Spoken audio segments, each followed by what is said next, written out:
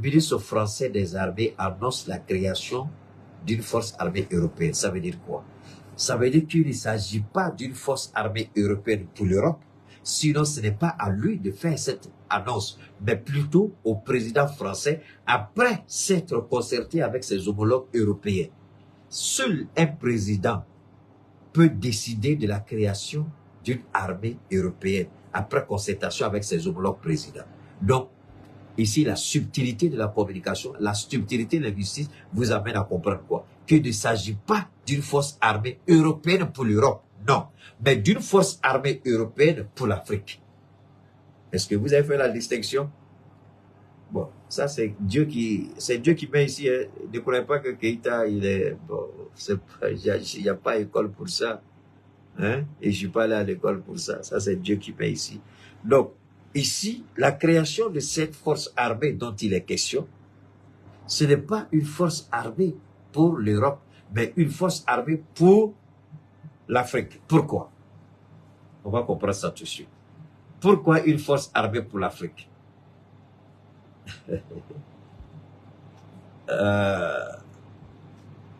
On va écouter ça parce que c'est important pour nous. Je vais vous ramener, il faut que vous écoutiez ça très bien. Oh là là là, j'espère que je ne me trompe pas, hein. Parce que vous avez besoin d'écouter ça. Il faut que vous avez besoin d'écouter ça. Oh là là, où j'ai mis ça? Oh là là, ça devait être ici. Faites monter le mercure, je vous en prie. Faites monter le mercure. Oh là là, on dirait que j'ai perdu là. Oh là là là là là là là. Ok, on dirait que c'est ici. On dit vraiment accuse Alassane Ouattara d'héberger les terroristes. Mais c'est vrai. C'est vrai. C'est vrai, c'est pas un mensonge, c'est la vérité. Permettez-moi de venir ici. Je vais vous montrer ça rapidement. Ok, ça est là. On va écouter, hein. On va revenir ici. Je suis persuadé que on va revenir ici. Dire des normes, des procédures communes, des façons de travailler ensemble communes, sert déjà à des Européens qui pourraient devoir travailler sans l'OTAN. Écoutez très bien. C'est le même idiot là. C'est le même idiot général. On va l'écouter, hein. Alors, celui-même qui... Voilà. C'est de lui qu'il s'agit. C'est le voilà qui est là. OK? On va écouter ce qu'il dit, hein. Gardez en esprit que j'ai dit, le ministre des Armées français annonce la création d'une force européenne. OK. Gardez ça en esprit. Alliance, voilà. Alors, qui est de l'Atlantique Nord, bien sûr. Et poser la question d'une défense européenne ou d'une armée européenne, qui sont deux choses différentes, sans poser la question de l'autre. Donc, est-ce que vous... Écoutez, ici c'est important. Ce que je suis en train de faire avec vous, là, je vous en prie, écoutez. Écoutez, parce que là, c'est un autre niveau. Hein. Nous allons à un autre niveau. Si on ne comprend pas bien ce qui se passe là, on sera surpris de ce qui va nous arriver. Donc, on va bien écouter. On va bien l'écouter. Tant, ça n'arrive à rien. La vraie question, c'est est-ce que l'Europe seule, pas contre les États-Unis, mais indépendante des États-Unis, est capable de prendre en charge son destin sur le plan militaire, de sa défense, de la promotion de ses intérêts et de ses valeurs. C'est une question qu'on va devoir... Donc, est-ce que l'Europe seule peut se doter d'une armée pour défendre ses intérêts? Alors, vous commencez à comprendre que quand le ministre français des armées, Le Cornu, je crois, dit ou annonce la création d'une armée européenne, je vous ai dit le jour que je vous ai fait écouter ce monsieur, j'ai dit, il ne parle pas pour rien. Il vient annoncer quelque chose qu'ils ont l'intention de faire. Ils vont commencer à même. Mais comme Dieu a établi quelqu'un, une sentinelle qui s'appelle Keïta, quand vous sortez, il sait tout ce que vous voulez. Allez. Se poser rapidement, si les Américains font des choix politiques qui conduisent à cela. Et je dirais même, en dehors des personnalités qui sont élues aux États-Unis, je pense que le mouvement la tendance lourde, c'est forcément que les États-Unis vont de plus en plus se détourner de l'Europe et réorienter leurs priorités stratégiques de l'autre côté du monde, du côté Pacifique et Asie. Est-ce que j'y crois? Donc, si les Américains vont se détourner de l'Europe, il faut que l'Europe commence à prendre en charge ses propres intérêts par la création d'une force armée, non pas pour protéger l'Europe, mais pour venir défendre leurs intérêts en Afrique. Je vous en prie. Nos télévisions d'État, nos télévisions nationales, je ne sais pas, bon. J'ai dit Dieu merci. Vous savez, après ma sortie là, le Burkina a parlé, mais le Mali aussi, ils ont fait édito. Il y a une dame qui a parlé, j'ai écouté ORTM, j'ai dit tout, c'est pas ça. Jusqu'à présent, vous n'avez pas encore compris. Voilà la réalité. La menace, la voilà. Quand vous ne faites pas des débats hautement intelligibles pour décortiquer, pour analyser, pour mettre tout au point, voilà le problème. On va écouter encore. Ah, combien de temps ça peut prendre? Je n'en sais rien. Ce que j'observe, c'est qu'aujourd'hui, ce qui a été construit dans le temps, c'est-à-dire des normes, des procédures communes, des façons de travailler ensemble communes, sert déjà à des Européens qui pourraient devoir travailler sans l'OTAN. La question, en réalité, elle est essentiellement de la volonté politique des États membres de l'Union européenne. Cette entre-guerre dont on parle, qui a été le mien, et en particulier à la fin de ma carrière quand j'étais chef d'état-major des armées, nous avons travaillé à essayer de mettre en évidence ces intérêts communs européens. Ce qui est notre destin commun à nous Européens, c'est la Méditerranée et l'Afrique, où notre destin se joue.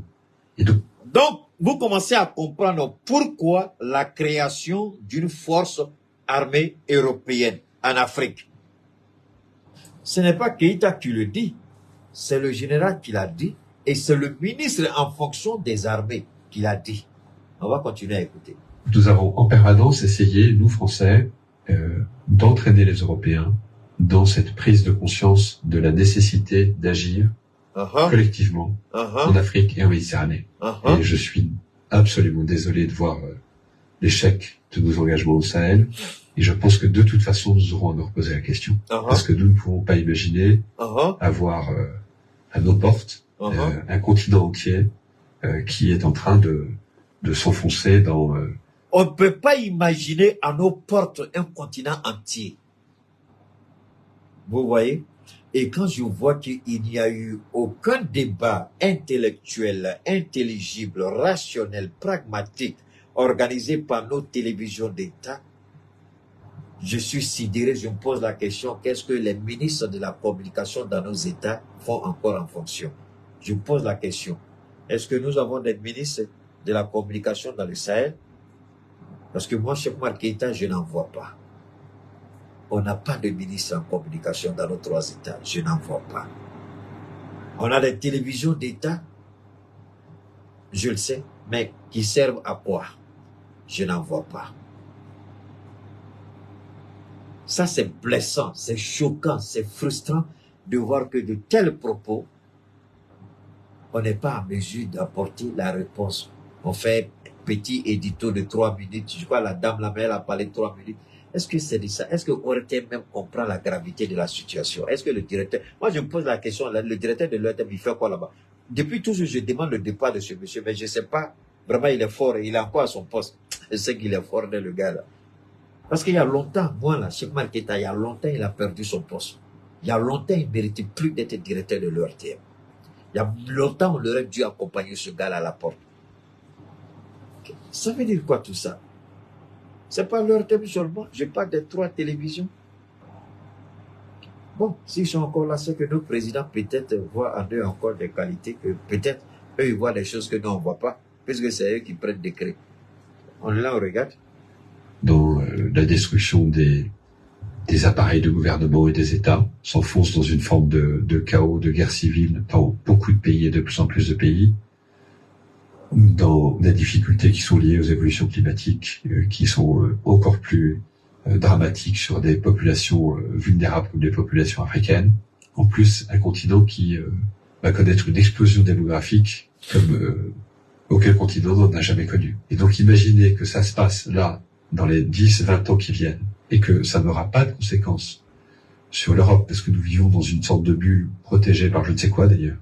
c'est tout simplement inconscient. Et donc je pense que cet intérêt commun-là devrait un jour faire que l'Europe se décidera à agir comme une entité politique et qui ira défendre elle-même ses intérêts, y compris par le moyen de l'engagement de ses armées. Alors, donc, ne soyez pas étonnés quand Cheikh Oumar Keïta vous dit,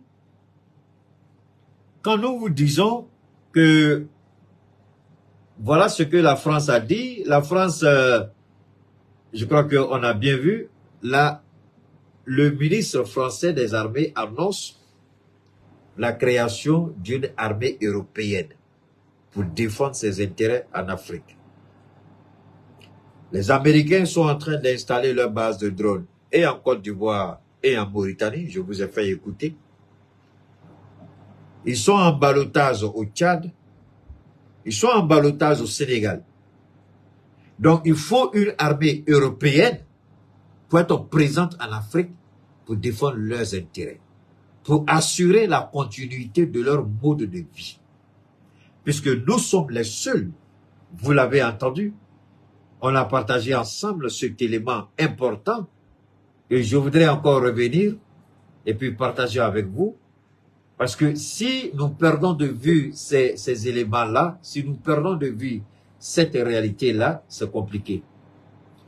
J'espère que attendez-vous à ça? Oui, j'espère qu'on va retrouver ça ici assez rapidement.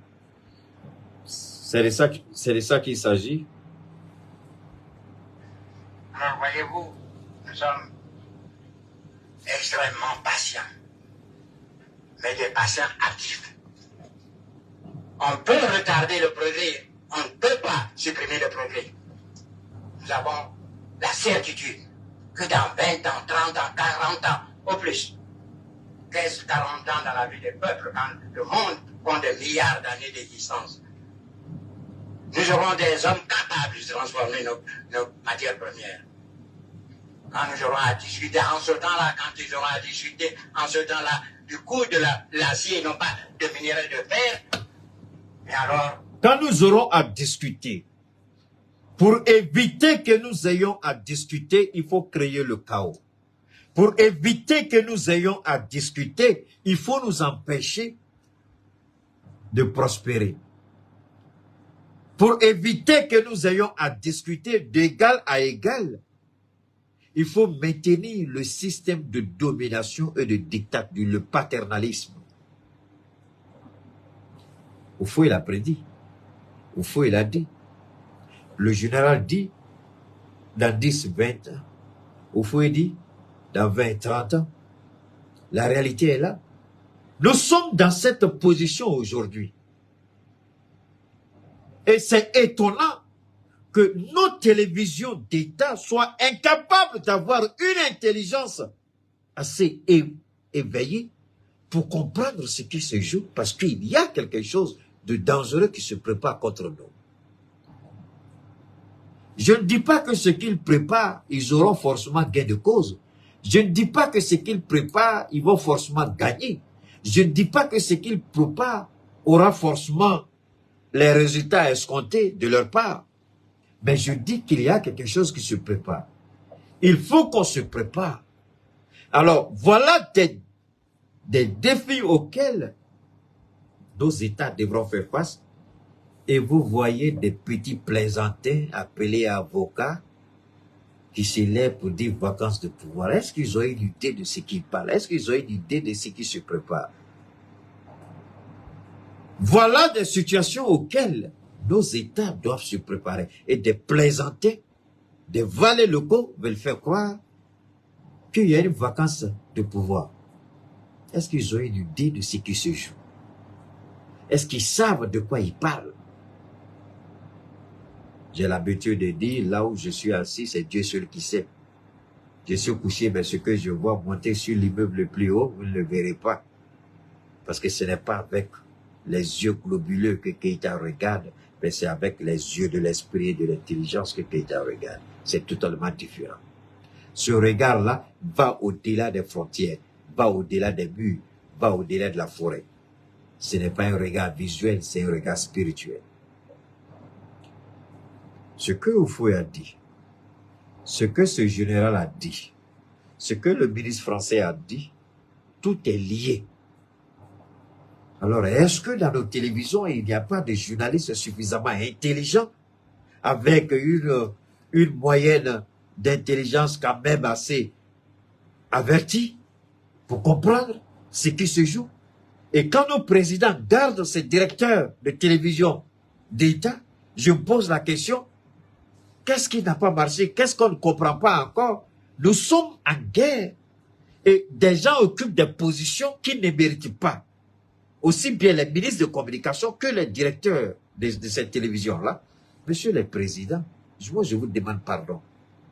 Libérez vos ministres de la communication ou libérez les directeurs de nos télévisions. Parce que visiblement, soit c'est les ministres qui ne sont pas à la hauteur, soit c'est les directeurs de télévision qui ne sont pas à la hauteur.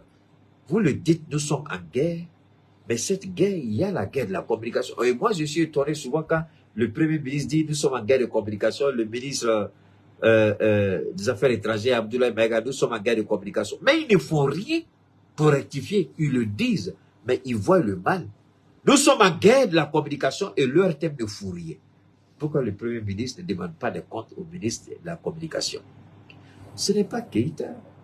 Le chef de Choguel ne dit pas qu'on est en guerre de communication. Est-ce qu'Abdoulaye Diop ne dit pas qu'on est en guerre de communication? Est-ce que le président lui-même ne dit pas qu'on est en guerre de communication? Bon, on est en guerre de communication. Et puis, on a nos médias d'État qui ne comprennent pas la logique de la guerre de la communication. Et le directeur, il est maintenu, le ministre est là. Ils n'ont pas de compte à rendre. Pourquoi?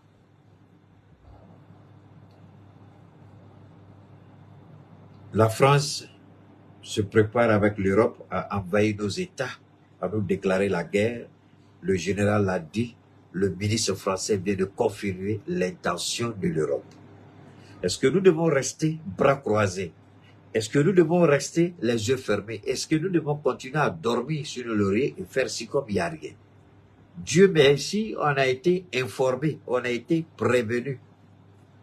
Il nous appartient de prendre les dispositions. C'est pourquoi le capitaine a dit que les journalistes fassent correctement leur travail. Le travail du journaliste, ce n'est pas seulement de critiquer, mais le journaliste peut soutenir son pays. Les activités subversives sont en train d'être menées à tous les niveaux, au niveau culturel. Ça se fait. Au niveau culturel, ça se fait. Quel est le combat qu'on mène? Chacun doit pleinement jouer son rôle. Rester éveillé. Veiller au grain, pas seulement au niveau de nos autorités, mais chacun de vous, chacun de nous, que chacun joue pleinement son rôle. On peut tous aider d'une manière ou d'une autre. Faisons en sorte que nos pays soient préservés. Évidemment, c'est pas de dire tous les jours qu'il faut, parce que souvent aussi, quand je laisse le message à mon réveil, ma boîte est remplie de messages. Les gens de Damsa, même souvent, pour arriver à ceux qui ont des besoins par rapport au Damsa, c'est un peu compliqué.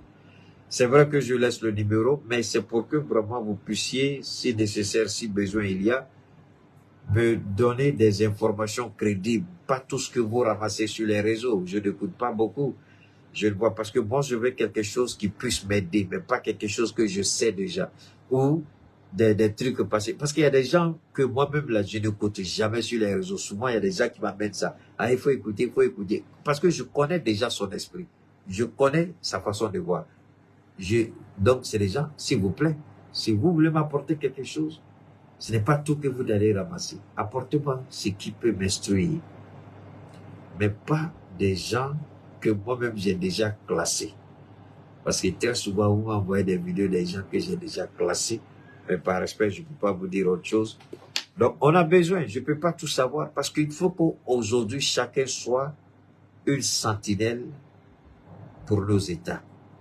Il faut que chacun soit une sentinelle pour que nous puissions apporter les informations à nos États. En décortiquant, en faisant des analyses, on arrive à comprendre. Mais pas tout ce que vous ramassez. Il y a des gens, mais tu te réveilles matin, il y a 1000 messages qu'une seule personne t'envoie.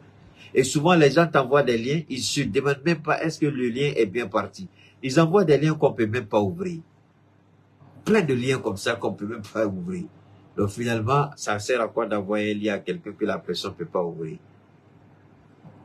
Patientez-vous, quand vous envoyez un lien, donnez le temps au lien de se télécharger.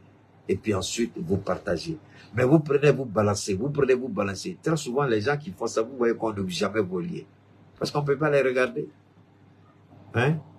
Soyez patient avec les liens. Quand vous voulez en partager un lien, laissez le temps au lien de télécharger les éléments.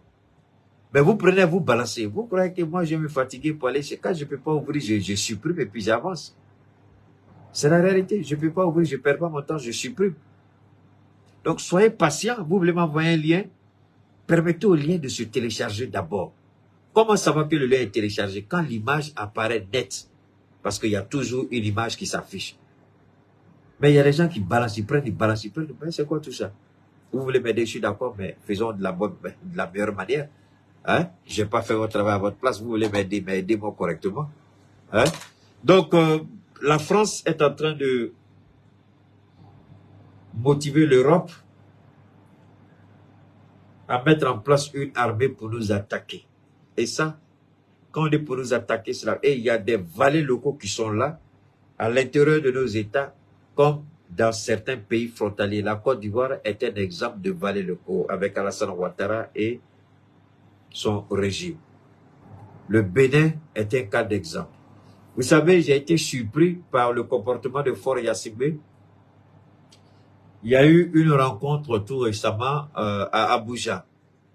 Faure Gnassingbé dit à la réunion, il dit qu'il faut rompre tous les contacts, tous les contrats, tous les accords, pardon.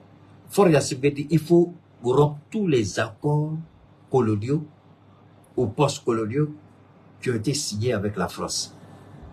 Que parce que c'est caduc. Ces accords signés avec la France ne correspondent plus à la réalité aujourd'hui. Il a fallu Assimi Goïta. Il a fallu le capitaine Traoré. Il a fallu le général Tiani.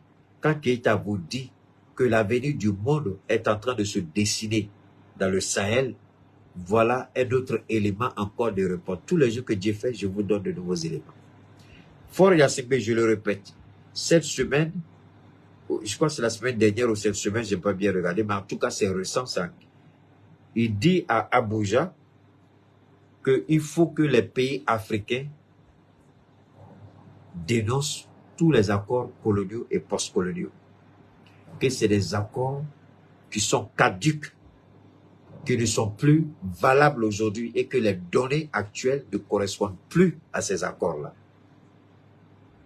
C'est Faure Gnassingbé qui a dit ça à Abuja, ces 2 jours-là. Alors cela nous amène à dire infiniment merci au président Goïta, au président Traoré, au président Tiani. Je reviens encore pour vous dire que la France n'a pas encore dit son dernier mot. Des valets locaux tels que Alassane Dramane Ouattara se prêtent à ce jeu criminel de la France. Alassane Ouattara se livre à ce jeu. Alassane Ouattara est celui aujourd'hui qui porte main forte à la France, qui prête main forte à la France, qui accompagne la France à vouloir atteindre ses objectifs. Les Américains, je le dis, sont en ballottage au Tchad et au Sénégal, y compris la France elle-même. Donc, les nouveaux alliés, ce sera la Côte d'Ivoire, ce sera le Nigeria, ce sera la Mauritanie. Pourquoi ils sont tous en train de réactiver la Mauritanie? Parce que la Mauritanie est dans le Sahel et la Mauritanie fait frontière avec le Mali. Donc, ils se disent qu'avec la Mauritanie, ils pourront continuer de faire ce qu'ils ont envie de faire, c'est-à-dire recueillir des informations. C'est là que nous devons renforcer, nous, à notre niveau, au niveau de l'AES, notre sécurité aux frontières avec la Mauritanie et empêcher toute violation de notre espace aérien par les États-Unis à travers leurs drones qu'ils vont installer en Mauritanie. Parce qu'ils seront à la frontière du Mali pour tenter de temps en temps de violer notre espace pour aller à la recherche d'informations. Pourquoi ils ne veulent pas quitter le Sahel? C'est eux seuls qui savent pourquoi ils ne veulent pas quitter le Sahel. Ils se donnent main forte avec la Mauritanie, mais nous devons rester vigilants et veiller au gré. Donc, il est important pour chacun de nous de garder à l'esprit que ils ne sont pas encore partis. Ils sont là. Et leur objectif, leur intention, c'est de voir comment ils peuvent nous contrôler, comment ils peuvent nous dominer, comment ils peuvent imposer un agenda. Vous avez vu tout à l'heure, je vous ai lu un document, un rapport sur le droit des homosexuels au Sénégal. L'objectif, c'était quoi? C'est de mettre la pression sur le Sénégal. C'est pourquoi nous remercions le capitaine. Je crois que le Burkina a suspendu tout récemment encore un certain nombre de médias qui mentent et ils continuent de mentir. Malgré que toutes nos opérations sont filmées en temps réel, il y a encore des organisations des droits de l'homme qui continuent de mentir, la presse poubelle continue de mentir. Alors, et on nous dit, pourquoi on suspend, pourquoi on fait ceci, pourquoi on fait cela. Mais on les attend en Palestine, on les attend en Ukraine. Ils ont beaucoup à faire là-bas.